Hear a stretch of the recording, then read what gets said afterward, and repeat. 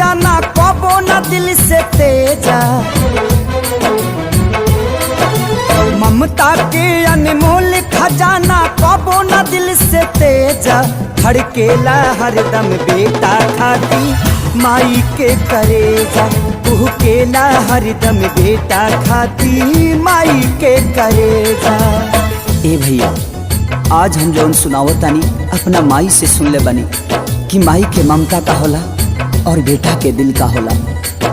सुनी ध्यान से सुन ल भाई एगो बेटा के कहानी, मनमोहनी के जाल में पड़ के कैलस बड़ा नादानी।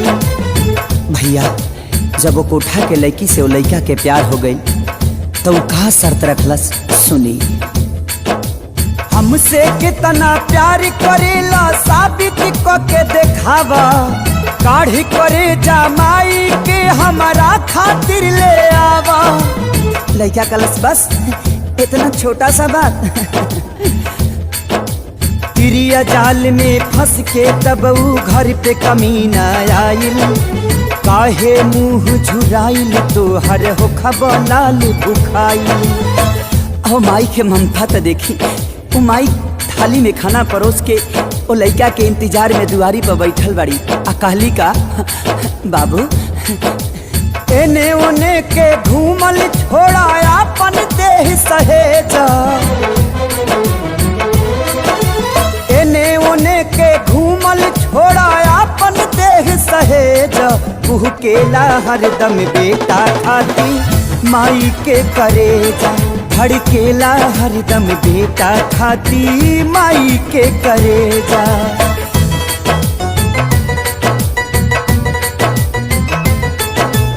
इतना पर भी ऊ कपूत बैठल माई के पंजरा, खाए लागल खाना माई हाके लगली अचरा। कैसे कि माई पड़ोसी से पैंचा आटा मांग के लिए अली और 4 गो रोटी बनौली। घर में बिना ना रहे तो अचरा के हवा हाँक हाँक और ओकरा मुंह में रोटी खियावे लगली।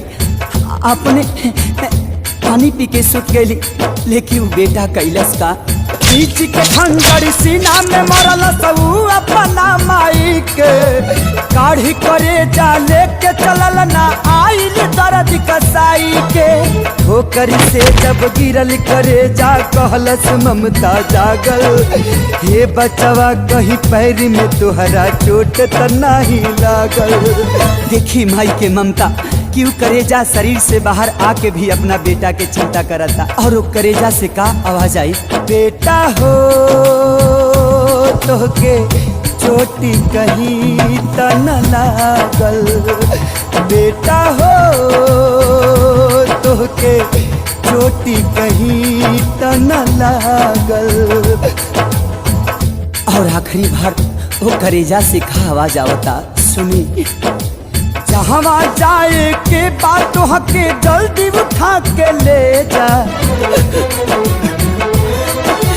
जहाँ जाए के बात हके जल्दी उठा के ले जा। तू केला हरदम बेटा खाती माई के करेजा, तू केला हरदम बेटा खाती माई के करेजा।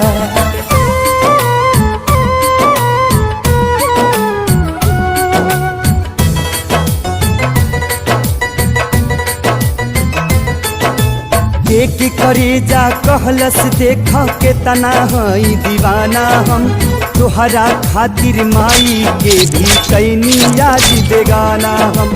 ठोकर मार के कहलस उल्टा कैसन बड़ा लाल हो, हवस के भूख में पड़ के माई के कैला हालाल हो। आज तलक न देखनी तोहरा जैसन पूती कसाई के, हमर कहो खब पापी जब न भैला अपना माई के।